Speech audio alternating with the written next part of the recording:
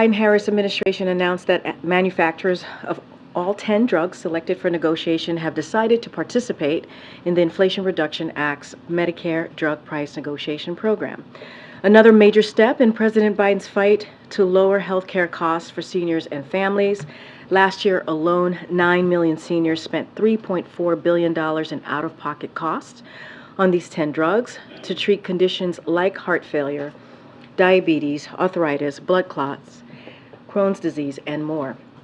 President Biden and congressional Democrats finally beat Big Pharma and allowed Medicare to negotiate lower drug prices for the first time in our nation's history, despite every single Republican in Congress voting against the Inflation Reduction Act. Today's announcement builds on the work of this administration to lower health care costs, including capping the cost of insulin to $35 for seniors, making vaccines free for Medicare and Medicaid enrollees, and saving 15 million Americans $800 per year on health insurance premiums. President Biden will continue fighting to lower health care costs for American families, no matter how many challenges Republicans and Big Pharma put in our way. Finally, as you all know, we're joined here by the Admiral John Kirby, who is here to discuss the President's calls this morning with some of our partners and allies to coordinate on how we are going to continue to support Ukraine and also take some of your foreign policy questions. I should say that our conversation back in the back, I should call you out. I'm going to time you out. Tell us more. She probably will. I don't know. Wasn't sure if you knew Taylor Swift. I know. All right. Apparently she's dating a football player. Yes. Like Do you have any biggest story inside of the scoop week. on that? It's like the biggest story. Right? That's what Anything you can tell us on that front. on that front. All the gossip Does here. President Biden think it's real? The relationship? In the vernacular of the National Security Council, I can neither confirm nor deny those reports. Will you take the question? I will happily take the question back to our analysts. So look, I think you all are tracking, but in case you're not, earlier this morning, the President did convene a call with allies and partners to coordinate our ongoing support for the people of Ukraine as they defend their freedom and independence against Russia's brutal invasion. The President reaffirmed the strong commitment of the United States to supporting Ukraine as it defends itself for as long as it takes, as did every other leader on the call. The leaders discussed efforts to continue providing Ukraine with the ammunition and the weapon systems that it needs to defend its territory, and to continue strengthening Ukrainian air defenses as they prepare for more attacks on critical infrastructure now, certainly, but also certainly in the winter months ahead. In that vein, they also talked about joint efforts to repair and harden Ukraine's energy infrastructure throughout the winter. Finally, the leaders spent some time discussing ways that they can align and broaden donor efforts to support Ukraine's economic recovery, as well as to work together with the global community to address the energy, economic, and food security challenges that are being caused by Russia's war well outside of the European continent. Joining President Biden on the call was Prime Minister Trudeau of Canada, President von der Leyen of the European Commission, President Michel of the European Council, Chancellor Scholz of Germany, Prime Minister Meloni of Italy, Prime Minister Kishida of Japan, NATO Secretary General Stoltenberg, President Duda of Poland, President Ioannis of Romania, and Prime Minister Sunak of the United Kingdom, as well as the Foreign Minister of France, Foreign Minister Colonna. Now, this call, of course, comes on the heels of the continuing resolution passed by Congress over the weekend, a bill that did not include funding to support Ukraine. As President Biden made clear, we cannot under any circumstances allow America's support for Ukraine to be interrupted. Time is not our friend. We have enough funding authorities to meet Ukraine's battlefield needs for a bit longer. But we need Congress to act to ensure that there is no disruption in our support. This is particularly important as the Defense Department seeks to replenish its stocks from the drawdown authority that it's been giving now, almost 50 drawdown packages. As Ukrainians wage a tough counteroffensive, as their children continue to get ripped from the bosom of their families, and as winter fast approaches, it is imperative that we help them take advantage of every single day. A lapse in support for even a short period of time could make all the difference on the battlefield. just as critically, such a lapse in support will make Putin believe that he can wait us out, and that he can continue the conflict until we and our allies and our partners fold. A strong signal of support now and into next year will make it clear to Putin that he's wrong about that too, just like his assumptions have been wrong throughout this entire conflict. We know that the vast majority of members in Congress support additional help for Ukraine, and we know and appreciate their statements to that effect, including those of Speaker McCarthy. And as evidenced in today's call, we know that the world is watching. U.S. leadership has galvanized international support and has been critical to rallying the world. American leadership remains key to ensuring that support for Ukraine continues. So, the President looks forward to working with Congress to ensure that we make good on our commitment. And he has every expectation that Speaker McCarthy will keep his public commitment to secure the passage of the support needed to help Ukraine at this critical moment. I'll close with this. Supporting Ukraine strengthens our national security. It's the right thing to do, not just for the Ukrainian people, but for the American people as well. Countering Putin's ability to wage war on a neighboring nation may actually prevent a larger conflict in which American troops might be needed. And it sends a strong signal to other would-be aggressors who may be considering military action and invasions of their neighbor's territory that that sort of action is unacceptable and they will pay the consequences. They will be held accountable by the United States and by the international community. With that, I'll take some questions. John, you said that the President is confident that Speaker McCarthy will keep his commitments. Are you concerned that Speaker McCarthy's ability or inability to keep his job may impact that? And that's clearly going to be up for his conference in the House and the House of Representatives to decide. That's not something that the President's going to get involved in or necessarily be overtly concerned about right now. I mean, he has made public commitments that he'll support Ukraine. I would also add, regardless of what happens in the House of Representatives, that all the House leadership is supportive of continuing to help Ukraine. And the vast majority of House members on the Republican side are in support of continuing to help Ukraine. There's a small number of very vocal, a small minority of vocal members who are pushing back on that, but they don't represent their party, they don't represent their leadership. Did the President address the chaos in the House of Representatives on his call with foreign leaders today? The President certainly talked to the leaders about the vote over the weekend and expressed to them exactly what I expressed to you, that he's confident that we're going to continue to have bipartisan and bicameral support up on Capitol Hill and that the United States will continue to meet our commitments. Thanks. Kirby, you said that you were looking for a strong signal of support now and into next year. Obviously, the administration's request on the table right now is through the end of the fiscal year. Does that suggest that your strategy is now shifted to want one vote on Ukraine for the entire fiscal year? And do you have an updated package for, how much money you want, since we're now kind of into that? Yeah, the short answer to both those questions is no. We still stand by the supplemental request that we submitted to Congress, and we're still pushing, obviously, to have that funding granted. And off that topic just a little bit, we reported that there were Taiwanese firms that are helping China develop chip factories in China.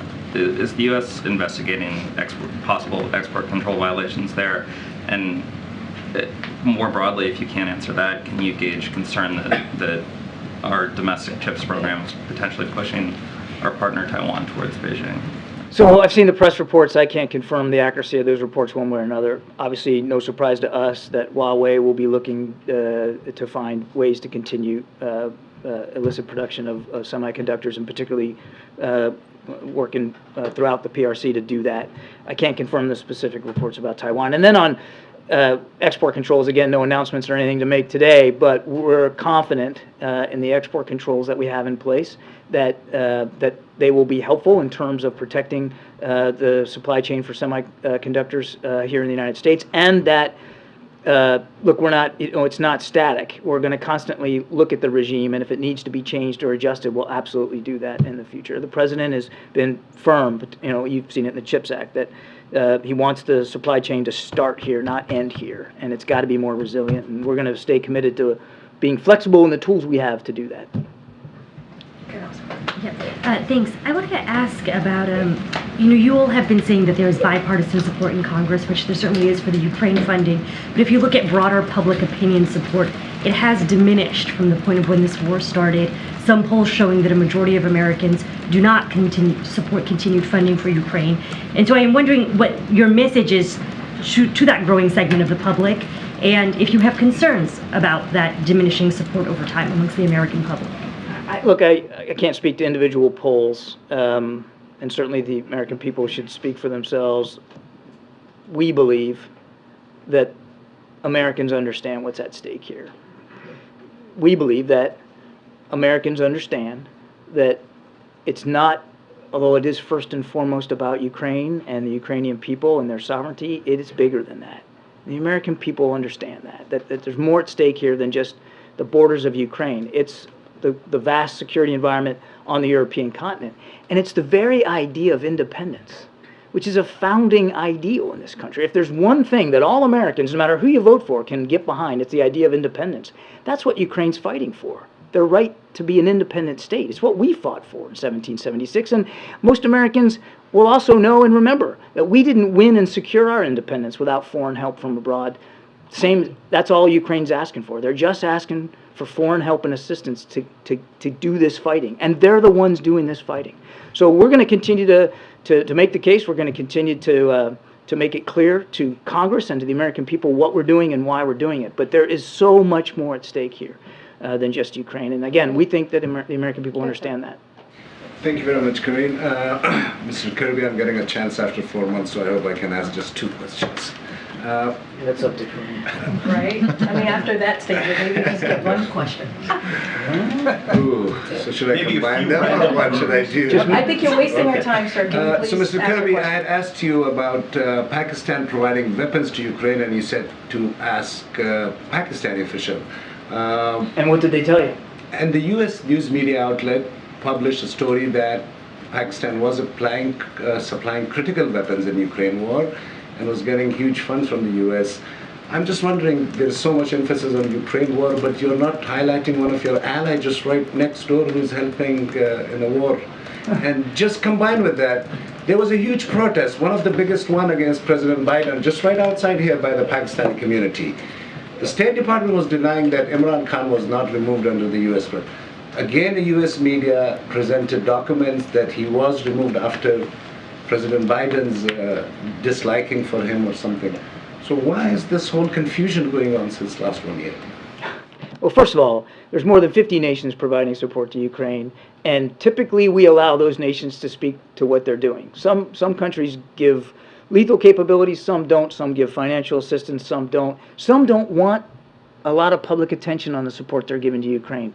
So we respect that. So I'll let Pakistan speak for what it's doing for Ukraine. On your question about Imran Khan, you're suggesting that there's some sort of linkage here to his removal and these protests and some sort of American action. This is a domestic issue for the Pakistani people and the Pakistani government to speak to and to deal with. Go ahead, Catherine. We're going to move on. Go ahead, Catherine. John, do you think the Pentagon will have to begin conserving what it sends to Ukraine, given the budgetary uncertainty?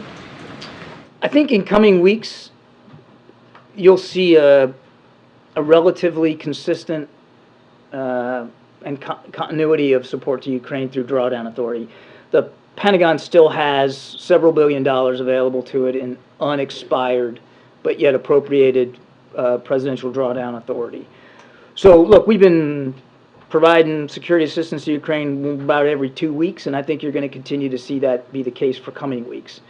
But absent additional funding by Congress, appropriated funding, such as the supplemental we asked for, eventually, you run into a hard stop there. And we want to make sure that, as I said in my opening statement, that there's no lapse, that we're able to continue this consistent process of providing them support, particularly as we get into the fall and this counteroffensive continues. There's about 6 to 8 more weeks of decent weather here, of good fighting weather, and we want to make sure that the Ukrainians can succeed. And do you have any comment on reports that India has told Canada to remove a number of diplomats from the country? I'll let these two countries speak to their bilateral relations. Go ahead. Thank you, Karine. Thank you so much, Karine. Thank you, John. A couple of days ago, you said that you're seeing buildup of U.S. troops, Serbian troops on the borders with Kosovo. Is it still the same? And why is UK sending troops to Kosovo? Why is the UK? Is the U.S. going to be part of the NATO troops in Kosovo? So on your first question, since we stated publicly that we had seen Serbian forces on the border, we have also seen them start to move those forces away, and that's a good thing. That will help de-escalate the tensions. It won't eliminate them, but it'll help de-escalate them. There are, as you know, a small number of U.S. forces that are part of the KFOR, the Kosovo Force peacekeeping mission that NATO keeps there. A small number. I don't expect that number is going to change or there'll be any additional U.S. troops provided as a result of that. It's, as I understand it, the UK is now in a cycle of leadership over KFOR, so really you have to speak to them for force allocation, but I don't anticipate any change in U.S. force posture. Admiral Kirby, thank you. Is the White House on board with tying additional aid to Ukraine with border security, as some Republican lawmakers have suggested, as a way to resolve this? We believe both are important, Peter. That's why in the supplemental If request, it's tied in one, you would be satisfied if that's the vehicle that it happens? we don't believe they should be tied, or one dependent on the other. But both are important. Both can be and both are important, and that's why in our supplemental request, in addition to some $12 to $13 billion for defense-related support, there's also $4 billion in there for border security enhancements. Can I ask a quick follow-up on that? You say that you're confident that this is going to happen, that the Congress will provide the sufficient funds so that there is no lapse. My first thought is, how long can we afford for there to be a lapse if there is one? Is a day? I get 0 days. So does that mean Ukraine falls if 1 day goes by without U.S. funds? Is Ukraine I wouldn't out? go so far as to say Ukraine falls, So Peter, you but we obviously don't don't want to want see there- any lapse. Any lapse. There shouldn't be any lapse. Now, what are the leaders with whom the president spoke to today in that conference call? Obviously, you said there's confidence that the Congress will pass this. He's responding to the concerns that other leaders have about whether the U.S. will pass these funds. What is the basis for that confidence, and what do the foreign leaders say about their sense of confidence that the U.S. is going to do the right thing? Well, again, I don't want to speak for all these foreign leaders, but I can tell you that Everyone's pressing the president, yeah. well, Right. the president asked for the call. It wasn't that he was getting pressured by these foreign leaders for a conversation. He wanted to have the conversation. But let me go back. I won't speak for them, but I can tell you that that on the call, none of the foreign leaders expressed concerns about continued U.S. support.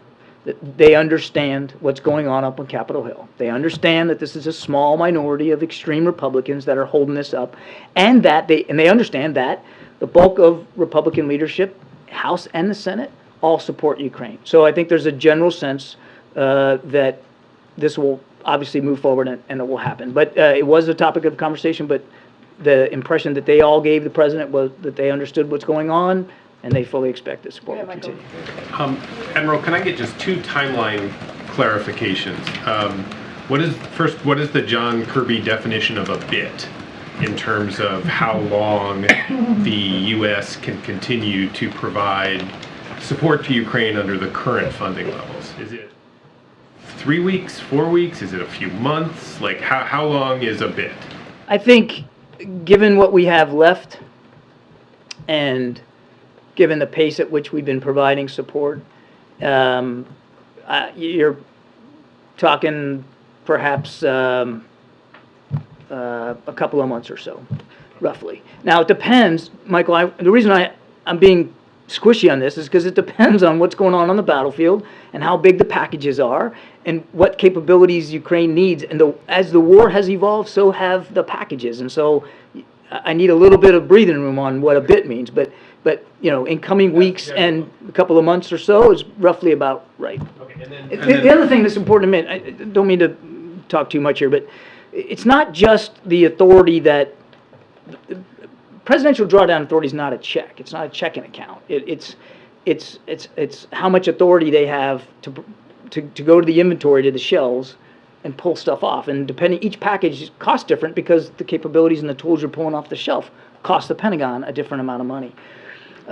But what also has to be factored into your question about what is a bit is the replenishment authority for the Pentagon to restock those shelves. And right now, the authority they have to replenish is less by a significant number of what they have authority to provide. And so, in addition to the needs of the battlefield and the pace at which the drawdown is going, you also have to factor in, when we talk about how long is a bit, in how much authority the Pentagon has left to replenish its shelves. And just the other timeline question, the president, you all have repeatedly said, and it sounds like he said again at the meeting today, that the U.S. is in this for as long as it takes, right? So as the president goes back to voters to face re-election, as a president who has in the past criticized the length of some of the wars that we've been engaged in Afghanistan and Iraq, is there any responsibility for the president to be specific about, with the voters, about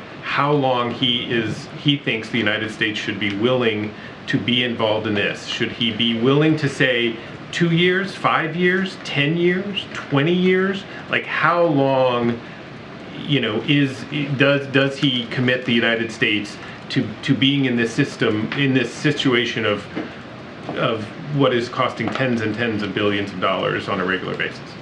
For as long as it takes means for as long as it takes, and the president has been very, very honest about that. Every other leader on the call also, in their own way, emphasized their commitment, again, for as long as it takes. Now, look, I mean, everybody, we'd all like this war to end tomorrow. It could if Mr. Putin would do the right thing. Certainly the Ukrainians want it to end. Nobody wants to see this go on any longer. But it is their war. I understand that we are the leading contributor of support, but the Ukrainians are the ones fighting this war. We don't have American troops on the ground. So it's not a fair comparison to make with Iraq or Afghanistan, where you had American boots on the ground. This is Ukraine's war. They're fighting it. We are helping them fight it. We're giving them the foreign assistance that we ourselves have benefited from in our own history. And again, we're going to work as hard as we can with might and main to make it possible for Ukraine to end this war as soon as they can. But it has to be done in terms that President Zelensky's comfortable with, the Ukrainian people can accept, and that ends up with a whole, free, prosperous Ukraine with international recognized borders. Is forever war a fair term to apply to this? I don't think so. Go ahead, Nancy. Thanks. John, you said that the president expressed confidence to these world leaders that the funding will be there. How can the president be confident in that when we might not have a Speaker of the House by the end of the day today? The House could be plunged into chaos. How can he have any confidence? Well, it goes back to my answer. Funding is going to get passed? It goes back to my answer to Jeff. Regardless of what happens to the Speaker himself, every leader of every relevant national security committee in the House has committed to continue supporting Ukraine. Of course, there's strong support on the Senate side, on both sides of the aisle, but the same is true in the House. The leadership and the vast majority of Republicans in Congress, in the House of Representatives, support continuing to help Ukraine. But we have no idea who the next speaker will be, or even when there will be another speaker. What if the speaker is one of these 117 Republicans who voted just last week not to increase funding for Ukraine? I can't possibly speculate or get into hypotheticals about what's going to happen to the speakership in the House. I want to be clear about that. But again, there's enough support from Republicans in the House, not just members, although that's included, but leaders, that the president remains confident that we'll continue to get the support we need. Good on. Thanks, Karine. Lally. Oh, sorry. Thank you. Last week, Jake had two meetings with two South Asian leaders, one with India's External Affairs Minister S. Jaishankar, other with Bangladesh Prime Minister Sheikh Hasina. On India, did the issue of Canada was discussed in the meeting? Was the issue of Canada discussed in the meeting? Are you comfortable with India's explanation of things in the relationship with Canada? And do you think the U.S. has a role to play in India-Canada relationship, how to calm the situation down? The issue was discussed. We'll certainly leave it to those two countries to talk about their bilateral relationship. We've been clear. These allegations are serious. They need to be fully investigated. And of course, as we've said before, we urge India to participate actively in that investigation. And on Bangladesh, how do you see the relationship between the U.S. and Bangladesh now? Last month, I think President Biden also had a full-aside meeting with Sheikh Hasina in New Delhi. Was the issue of elections and Rohingya refugees discussed? They did talk about the importance of free and fair elections. They also talked about the importance of improving our bilateral relationship across a range of issues, including climate change. Thank you. So we've heard testimony from wounded Ukrainian soldiers who suggest that Ukrainian forces are outgunned, they're taking heavy losses, and they have no way of cracking heavy Russian defenses even at this current level of U.S. aid. So if U.S. support is significantly reduced, can Ukraine still defend itself? And is there a real risk here that Russia can retake its initiative in the war? Well, I mean, to be blunt, the answer to your first question is no, and the answer to your second question is yes. I mean, it is very important that Ukraine continue to get the support it needs on the battlefield. I can't speak for battlefield conditions in any one area and how much ammunition they have, but we know that the counteroffensive has not gone as far or as fast as even the Ukrainians want it to. It's still a violent fight on two major lines of axes, one in the Donbass area and one down south, south of Zaporizhia. And they're still fighting it out every single day. And it's why I said in my opening statement, time is not our friend. We've got 6 to 8 more weeks of good weather here before things really make it hard for both sides, quite frankly, to fight. We want to make sure that we take advantage of that. And as I said earlier to Jeff, and I think to Peter's question, any lapse in the funding is going to be unhelpful to Ukraine. Go ahead, John. Thanks a lot, Karine. John, you said earlier in response to a question that there are 50 countries that are assisting Ukraine in their fight against Russia. Why can't Ukraine make do with just that support? Why is it necessary for the U.S. to also be a part of this military, economic, and humanitarian aid? Well, there's a lot there. First of all, there's incredible convening power by the United States. And it's hard to see that there would be that level of international support so widespread. And it's well beyond Europe, man. We're talking about countries in the Indo-Pacific region that are providing lethal capabilities to Ukraine without U.S. leadership, without us convening, holding these contact group meetings that Secretary Austin has hosted. U.S. convening power, U.S. leadership on the world stage matters. People follow our example. That's number one. Number two, we have continue to have the most powerful military in the world and the largest, most capable defense industrial base in the world. There's no other nation that can produce the kinds of arms and equipment and systems that the United States can. Without United States support, it would be very, very difficult for because I mean, many of these other nations are donating and contributing U.S. purchased or U.S. contributed equipment. So without our support, it's not inconceivable that some of that other support would be harder for Ukraine to achieve. There's just, I'm sorry. No, it's okay. The scope and the scale, the ferociousness of the fighting right now in the counteroffensive, and the expenditure rate of munitions means that there has to be a sufficient production capability to back it up. And no other nation has that like the United States. Now, we know we have to continue to accelerate our own production capability, but no other nation can do that but the United States. So it's really important that we stay in this fight with Ukraine and that we continue to lead the world, as we have, under President Biden's leadership in providing their support. And just to follow up, if there is not passage of a new aid package by Congress, does Ukraine risk essentially depleting its munitions, depleting its military equipment? It would depend on whether there is a lapse and for how long it is. And it would also depend on what's going on the battlefield. I mean, some days they expend more than others. I mean, it's war, it's combat. Every day is different in every location, so it's hard to answer that question accurately. On the upcoming drawdowns, this summer Jake Sullivan was describing cluster munitions as a bridge in supplies. Is the U.S. expecting to send more cluster munitions in these upcoming drawdown packages? I'm not going to get ahead of future packages. We don't typically foretell what's going to be in there. These cluster munitions have been a significant enabler of Ukrainian efforts to blow through Russian defenses, and again, we'll take a look at it with each and every package, but I can't forecast it. And since these cluster munitions have been being used for the past couple of months, is the U.S. aware of any harm from the U.S. provided cluster munitions to civilians or? I don't know that they've not been used in the last couple of months, and I'm not aware of any indications that we've seen that there's been civilian harm as a result of them. In fact, and I don't want to speak for DoD too much, but the reports that we've been getting from our Pentagon colleagues is that the Ukrainians are using the cluster munitions in exactly the appropriate way, going behind Russian lines to hit at command and control and other logistics and sustainment or large formations of Russian troops, which is exactly what those munitions were designed for. We've seen no indications that they've been used inappropriately. Go ahead, Anita. Thank you. I have a question about the Arctic and another about Afghanistan. Starting with the Arctic, is the U.S. concerned about a surge of Russian crude oil shipments to Chinese ports through the North Sea route, which is something we've seen in recent weeks?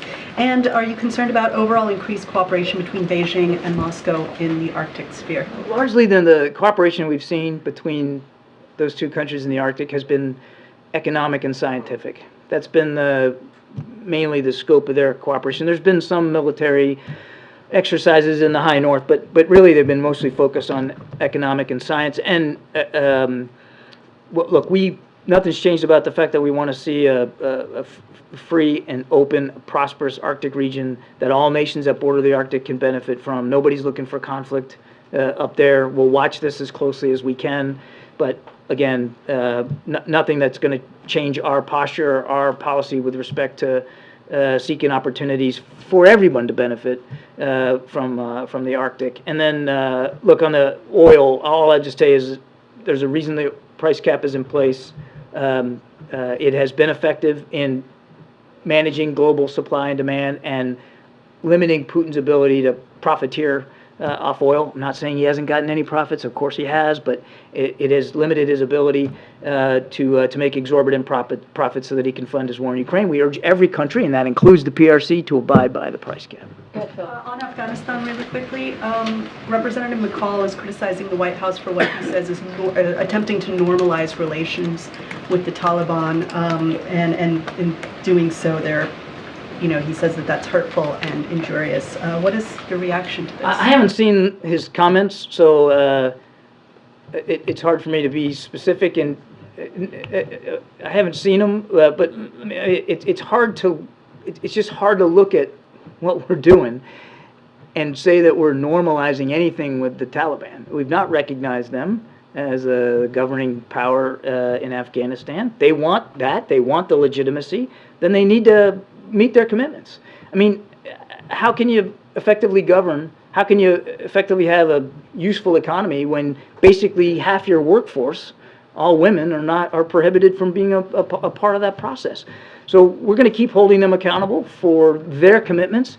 Now, look, does that mean we don't have any conversations, that we're not allowed to have any conversations with the Taliban? Of course not. We're still working to try to get our allies and partners in Afghanistan out. That takes conversation. It takes dialogue. But it's important to the United States to keep meeting our word to the people that helped us for 20 years. And does it mean that we don't still have shared counterterrorism threats?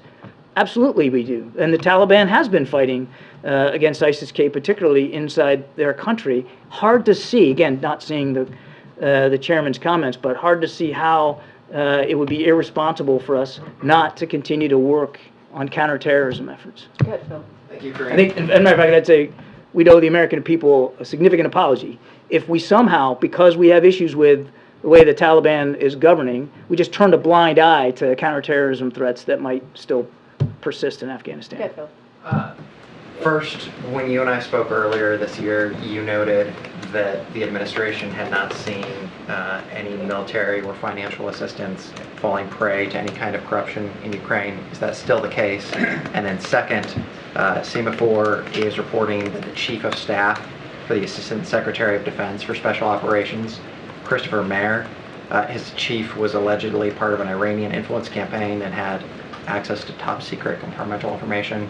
Does the NSC have an assessment of that? Was national security compromised? Has the president been briefed? No, I think we've seen the press reporting, but I'd refer you to DOD on that one completely. And then on your first question, still no indication that there's been any kind of widespread corruption or inappropriate use of U.S. capabilities. As a matter of fact, I don't know who asked me before about expenditure rates, but I mean, oftentimes the stuff that's getting to Ukraine, it's going hand to mouth. I mean, matter of days before some stuff gets there, and then a matter of days more before it's being used on the battlefield. Not every system, of course, but the Ukrainians are in a very active fight. They're using the stuff that's being provided to them. Senator Angus King told me earlier this year that he communicated to the Zelensky administration that any type of corruption or graft could really screw this up. Has the administration communicated to the Ukrainians just how important Yes. this good government is to keep the... 100%. At various levels, including the leader level. Thank you. Also on Ukraine, do you think that the change of governments in Europe will affect the support ultimately to Ukraine? And I have Slovakia in mind. It's hard to say. I mean, every nation has to speak for their own domestic political situation, just like President Biden had to speak this weekend about this one here. All I can tell you is on the call today, it was very clear to the president that these leaders all unanimously continue to want to support Ukraine with security assistance and economic assistance and are grateful for American leadership. Thank you, I appreciate it.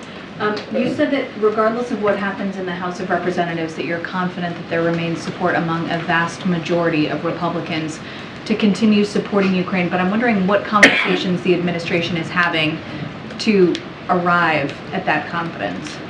That confidence and that statement comes from the conversations that we have had at various levels inside the administration with House Republicans. But it's up to the Speaker of the House of Representatives to decide what to put on the floor for a vote. And you're confident that regardless of who's Speaker, that the support of the National Security Committees would be enough? You're talking about the Speaker in the past tense already. We're not going to do that. And I'm not going to hypothesize about what the speakership looks like this afternoon or tomorrow. All I can tell you is that we continue to have conversations with House Republicans at various levels, including the leadership level, and there's widespread support, a majority of support for helping Ukraine. That's what we're basing our confidence on. How much more difficult do you expect each successive discussion over each new package of aid for Ukraine to become? And have you communicated to allies that there will at some point reach a point where there is just simply not support to pass another package? This gets to that whole blank check argument. There's been no blank check. Every single assistance package that's gone to Ukraine, whether it's drawdown or contracting funds, the USAI funds, every single one, there's consultations with members of Congress and all the relevant leadership on what we're putting in the package, why it's there, when it's going to get there, and there's transparency throughout the whole process. So do I anticipate any changes that have to be had with consultations in Congress? No, because we've been doing it since day one. Just a couple more. Go ahead. On the Haiti multilateral mission, has the $200 million that the U.S. pledged already been paid for? And if so, how? And then do you have any specifics on... Been paid for? Yes. You mean what's the mechanism been to pay for? Provided? Yes. Well, is there a mechanism already in place to pay for it? Or are you going to have to ask Congress for that funding? I'd refer you to state and DOD. State volunteered $100 million, and so did DOD and some enabling support. But you really should go to those agencies for how they're going to account for that. Do you have any logistics that are being provided by, any specifics on the logistics being provided by the Pentagon? And, will the U.S. send any personnel on the ground to Haiti? So the U.S. military will provide some enabling support. I suspect that, again, I refer you to my colleagues over there, but I suspect it'll be mostly in the realm of logistics and sustainment, maybe some transportation and that kind of thing. And there are no plans right now to put American troops inside the support mission. Thank you so much.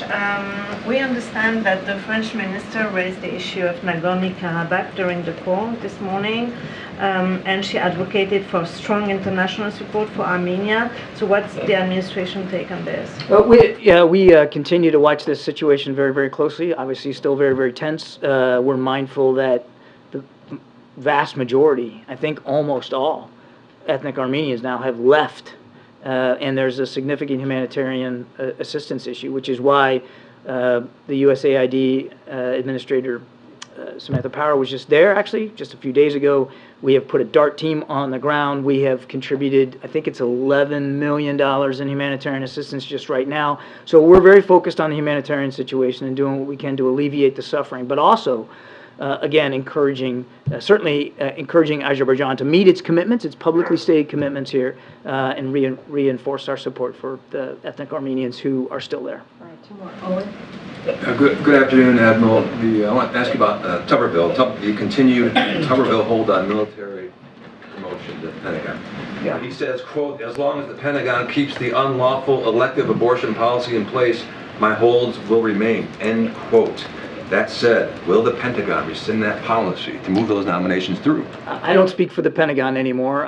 I'm here now, so I'd refer you certainly to my Pentagon colleagues. That said, they have spoken to this many times. First of all, The senator's just wrong. It's not an unlawful policy. It's perfectly legal, perfectly in keeping with the law. He says it violates the Hyde Amendment. It doesn't. They've done a legal scrub at this at DOD. It's just wrong.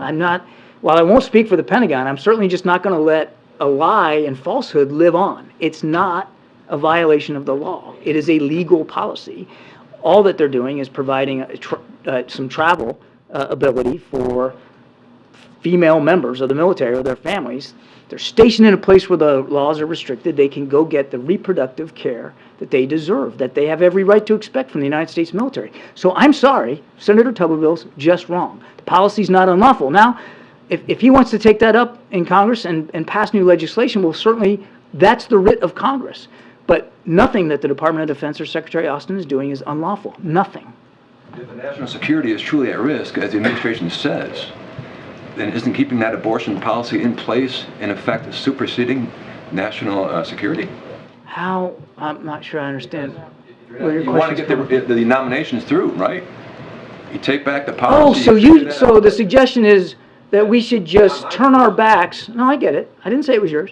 But the suggestion is we should just turn our backs on 1 in 5 of every person in the United States military, let alone their family members, just so we can get these officers confirmed. That's the suggestion that I think you're elucidating. And that just would be an egregious violation of the covenant that we make, the military makes, with the people that sign up and volunteer. Remember this, they're volunteers. There's not conscription, there's no draft. People volunteer for this. And when they volunteer for that duty, they have every right to expect that they're going to get the health care they need. And let me tell you something else. A healthy force is a ready force. So don't talk to me about national security being impaired. The one impairing national security is Senator Tuberville. Not only because he's depriving the military of necessary leadership in the field and at sea, but he's also willing to deprive female members of the military, 20% of the force, from necessary health care. That both is a violation of national security. My last question, how does it all end? How does it all wrap up? I can't possibly predict that, but I could tell you how I'd like it to end. I'd like it to see, and I think I speak certainly for everybody in the administration, for Mr. Tuberville to lift his ridiculous hold. James, you have the last question. Thank you very much, Karine, and thank you, Admiral. By the way, the use of elucidating, I think, justifies my earlier description of your loquacity. 2 questions on the subject at hand. Obviously, President Putin has a vested interest in the United States Congress voting to deprive Ukraine of additional support and assistance. Do you discern any efforts by the Kremlin to exploit, aggravate, or otherwise shape the discord that we're seeing in our political system right now? Well, I am actually really glad that you asked that, James. Bear with me. The short answer to your question is, do we see any tangible, demonstrable efforts by Putin to capitalize on this? I can't say that we do. I've seen no indication that he's done something or is working inside the propaganda machine of his to exploit this. It wouldn't be unlike him to do that, but the answer to your question is I haven't seen any proof of that. That said, and this is the important point that I think your question raises, is that by denying support for Ukraine, by being willing to just walk away from helping them defend themselves, you're handing Mr. Putin a win, a victory. Not only a propaganda win, because his whole narrative has been this is the West versus Russia, it's NATO versus Russia, we didn't start this war, they forced us into it, all of it a lie. And if we just walk away from Ukraine, we basically confirm his lie. We basically say to him, yeah, you know what, you're right, Putin, you were the wronged, you were the victim here. And we hand him that kind of an advantage. It's egregious, and it absolutely plays right in to his false narrative of how this war started. The other question is this. You, Jake Sullivan, President Biden, Ms. Jean-Pierre, all those who speak for this administration on this subject matter have, over the last several weeks, continued without deviation to project confidence that this renewed funding is going to come from this Congress. And you have issued those projections of confidence as the discernible support for Ukraine funding has eroded almost day by day. And we're now in a position where not even a stopgap measure would include that funding. So on that call with the allies today and in government-to-government interactions with the allies, don't you risk sullying the reputation of the United States and of these individual leaders, including the president, for providing frank and candid advice and counsel when you're projecting confidence as this sort of funding ship is sinking steadily? So I'd push back on your notion that there's a discernible erosion. There hasn't been. I've been answering questions up here now for almost an hour, telling you that we're confident in the conversations we're having with leadership in the House that support for Ukraine will continue. That the vast majority of Republicans in the House support this. Not to mention Republicans in the Senate and, of course, all Democrats. So there's no discernible erosion. We have a small number of very vocal, extreme Republicans in the House that are pushing back on this, but they don't represent their caucus and they don't represent their leadership. And what would erode confidence in the United States would be for us to do Putin's bidding and to just roll over and stop supporting Ukraine. So for all of those who claim they're hawks on national security and they believe in a strong military and they want to make sure that America can meet its national security interests, if you believe that, you ought to be signing up for support for Ukraine, because you can tie a direct line to our national security interests and the ability of Ukraine to defeat Putin as an aggressor. Did the president discuss a plan B with the leaders today in case this funding doesn't materialize? I won't go into more detail than what I expressed in my opening statement. There was a good chunk of the conversation on what happened on Capitol Hill and the need for continued support for Ukraine, the president's confidence in that support. It was echoed by a resounding unanimity among those members on the call that they appreciate what America has done and continues to do, how important it is for the United States to lead and support Ukraine, and their confidence in their countries that they'll be able to do the same thing. Thank you. Thank you, John. Thank you, John. You found Swifty. Okay. Will, go for it. So I know you've been asked this before, but should Democrats help McCarthy retain the speakership? And I'm curious, is this sustainable? Is the chaos that we're seeing, if there is a change, sustainable in the long term?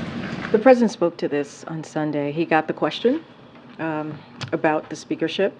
He said, "I don't have a vote in this." I'm just paraphrasing what the president said.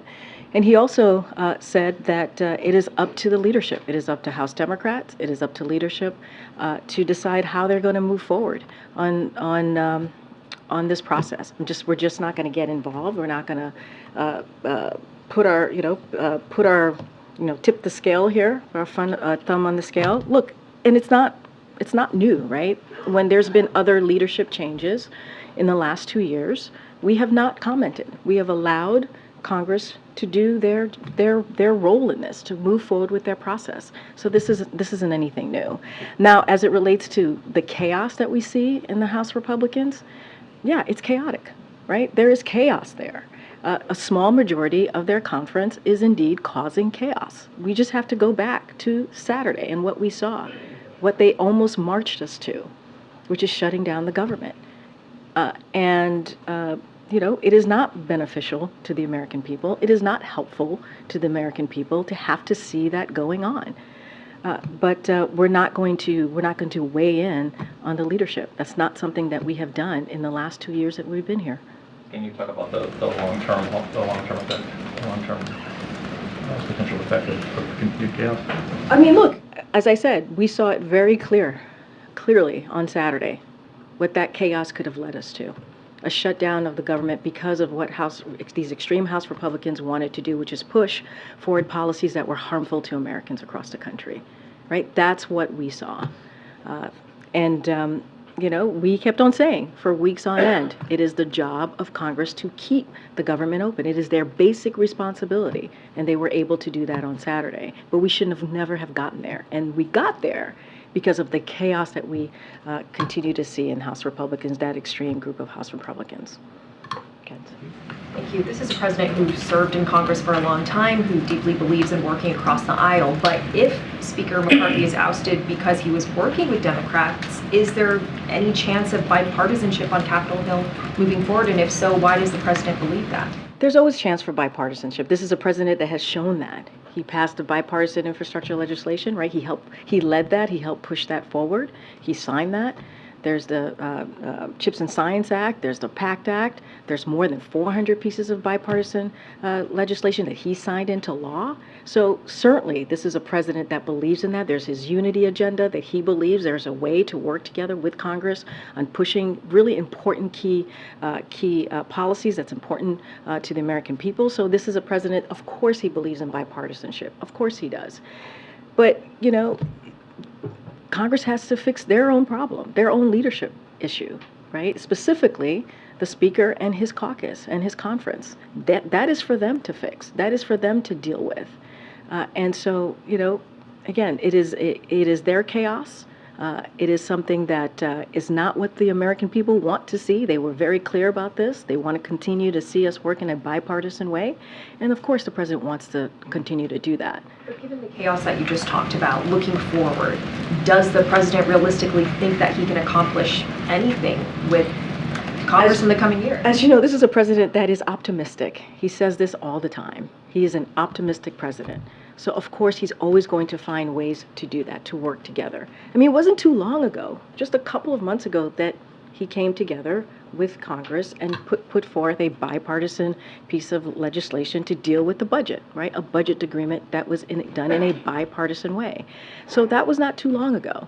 So does he believe we can continue to do that? Yes. Is there chaos in the House Republicans? Absolutely. That is something that they have to deal with. That is something that they need to figure out how they are going to fix that. And that is something I believe that the American people want to continue to see that bipartisanship. So the president is optimistic as we move forward. Does the Speaker's support for an impeachment proceeding against President Biden affect the president's and Democrats' instinct not to help him with a lifeline now? So I can't speak for Democrats, right? That is something that Democrats in the House, that's something that they have to figure out how they're going to move forward with the leadership there. I'm not going to speak for them, not going to speak on how they feel about the Speaker. Certainly they can speak for themselves. As it relates to the impeachment, we've been very clear. We're going to focus on the business of the American people.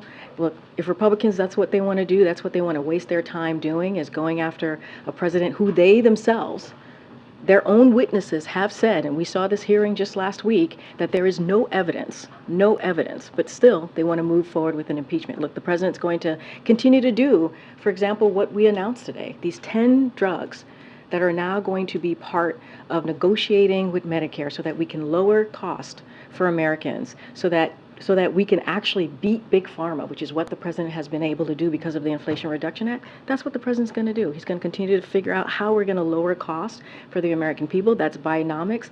That's what's important. Building up, growing the middle class, and that's what the president's going to focus on. Issue, the president's son Hunter pleaded not guilty to a gun charge in court today. Does the White House have a comment on that? Has the president been in touch with his son about it? So here's what I'll say about that, and I've said this many times. You've heard it from the president. The president loves his son. He's going to continue to support him as he rebuilds his life. Not going to speak to any private conversations that this president has with any member of his family. That is private. And just to remind you all, as you all know, you guys reported on this, this is an independent Department of Justice investigation. It has been, and which has been led by one of the prosecutors from the last administration. And so we're just not going to comment on the investigation specifically. Okay, Justin. First, just to follow on Jeff, could you maybe explain, I think a lot of people have a question of why the White House wouldn't sort of exploit this opportunity to take a leadership role in this situation, especially when there's policy goals, and Ukraine being the most obvious, that you want to accomplish in the House. Why not offer a lifeline to Speaker McCarthy of certain things? Is it because the relationship's been spoiled by impeachment or by other things? Is it because you don't fundamentally trust him to be able to deliver None of those stuff? None of those things, Justin. It's just the basic fact that we have, as we've moved here through the last 2 years, that we just don't get involved when it comes to leadership. right? That is something, and we have been consistent about that, right? We have been consistent about that in the last 2 years. So we're going to be consistent about this too. We're not going to get involved when it comes to who either the Senate or the House is going to choose to lead them. That has been our consistent play for the last 2 years. And then I just wanted to look back on yesterday. I think there was some confusion over the President's remarks the day before and when he referenced a deal.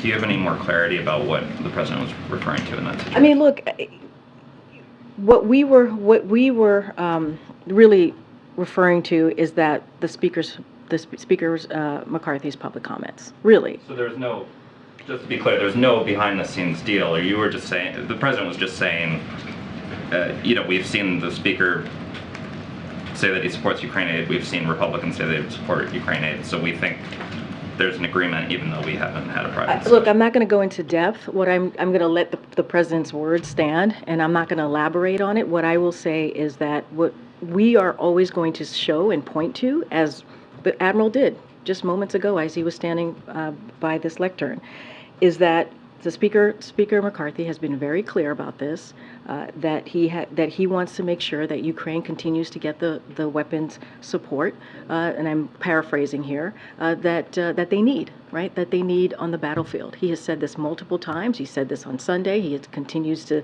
say this, and there is overwhelming majority of support in Congress to continue that funding for Ukraine. That is where we are. That is what the President wants to see. And I speak for the President on this, right? Making sure that we want to see that bipartisan support. And that's the agreement. That is the agreement that the Speaker has made publicly, not just to, I mean, really to the Ukrainian people, right? That commitment that he has made to the Ukrainian people, that's what we want to see. And that's what the President is going to continue to really be clear about. And he said this on Sunday as well. Okay. Thanks, Karine. When is the last time that the President and the House Speaker spoke, and how would you describe their relationship? I just don't have any private conversations to read out. I don't. What I can say is, and he has said this to me, the President, that he is in, he has regular conversations with members of Congress, whether it's the House or the Senate. I just don't have any private conversation to speak to. Would you describe their relationship? How would you describe? I mean, look, the President has been president for now 2.5 years. He was a vice president for 8 years, as you all know. He was a senator for 34 years. He has relationships with Republicans and Democrats throughout his career, right? It is not unusual. It is something that the President certainly appreciates and certainly leans into the relationships that he has had. I'm just not going to characterize that relationship. You guys have seen him with the Speaker multiple times meet, especially during the budget negotiations a couple months ago. I'm just not going to characterize it from here. One unrelated question, and that is that it appears that culinary workers in Nevada are preparing to potentially go on strike. I want to get a sense of what the White House's position is on that. Would the President stand with those striking workers? Would he potentially go there? I just want to get a sense of what you. I don't have anything on his schedule, but I can say what the President has said and what I have said on behalf of the President when it comes to workers and union members being allowed to strike. He supports that, right? He believes that they have the right to get that fair pay, to get the fair benefits, and to fight for that, right? And so that is what he believes. He believes that they should have that so that they can indeed be able to support their families, be able to support themselves. And Las Vegas, as you know, has a long history, long union history of workers and of union workers that have helped build the city. And so, look, the President is always going to support union workers. He's always going to support working people. That is not new. He has done that over the course of the last 2 years. And certainly he also believes in collective bargaining. He believes that both sides should be able to come to the table in good faith and work through those issues and really be able to negotiate fair pay and fair benefits for workers. Thanks a lot, Karine. You spoke about how President Biden has had this long career in public service, has many relationships with members on both sides of the aisle. What are his interactions that he's had with Congressman Steve Scalise of Louisiana? I don't have anything to read out, any private conversations to read out, but obviously, again, the president, as you just stated in your question, has had long history of having relationships with the other side of the aisle, right, which he believes is incredibly important to move forward important policies and legislations for the American people, as you've seen him do in the last 2 years. I just don't have any specific conversations to lay out. Go ahead, Catherine. Was the White House any comment on the carjacking of Representative Cuellar? Has the president reached out to him? And more broadly, does it say anything about safety and crime in the district? So what we saw happen, the reporting that we saw happen to the congressman obviously was unacceptable. The president did have an opportunity to speak with the congressman today, and we will always continue to speak out against any sort of violence. And we've been consistent here in this administration. We are certainly grateful and relieved that the congressman was unharmed, and we are thankful to the law enforcement to have reacted so quickly.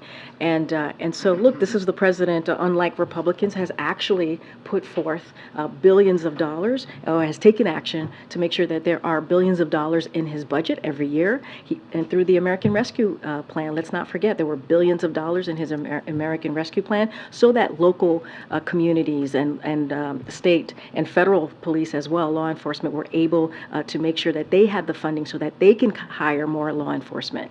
And that was incredibly important to the president so that they can make sure that their communities were safe. This is something that the president has done and Republicans have not helped. And I know you're going to follow up on that. What's your question? Well, the first follow-up would be, how are you going to blame Republicans for this? Isn't D.C. run by a bunch of Democrats? I'm going to speak to what the president has done, right? The president has been very, very straightforward about what he has done to make sure that communities are safe. American Rescue Plan, not one Republican in Congress voted for it. Not one. There were billions of dollars in that plan, in that act, to make sure communities across the country got funding so that they can indeed hire more police officers so that they can keep their communities safe. Republicans had nothing to do with that. They were not involved in that. They decided not to vote on the American Rescue Plan. That's just a fact. So if President Biden's policies are helping bring crime down, would he be comfortable with somebody borrowing his Corvette and parking it on the street overnight in Southeast D.C.? I'm not going to get into hypotheticals. I'm just going to get into the facts about what this president has done in this presidency. One thing that somebody was asking me about bipartisanship, he was able, as it relates to guns, he was able to come together, right? We saw Democrats and Republicans come together and have the first piece of anti-gun violence prevention legislation in 30 years. And that's something that this president was able to do. If a member of Congress is not safe on the streets of the nation's capital, who is? Look, we're grateful and relieved that the congressman is unharmed. We understand what communities are going through across the country, not just in D.C. That's why the president took action very early on in his administration to get the American Rescue Plan done, without the help of Republicans. That's why every time he puts forward his budget, he makes sure there are billions of dollars to deal with crime. That's just a fact. All you got to look is what the president has been able to do this past 2 years. There's always going to be more work to be done, but the fact is the president has taken action. All right, guys, I'll see you tomorrow. Thanks, Karine.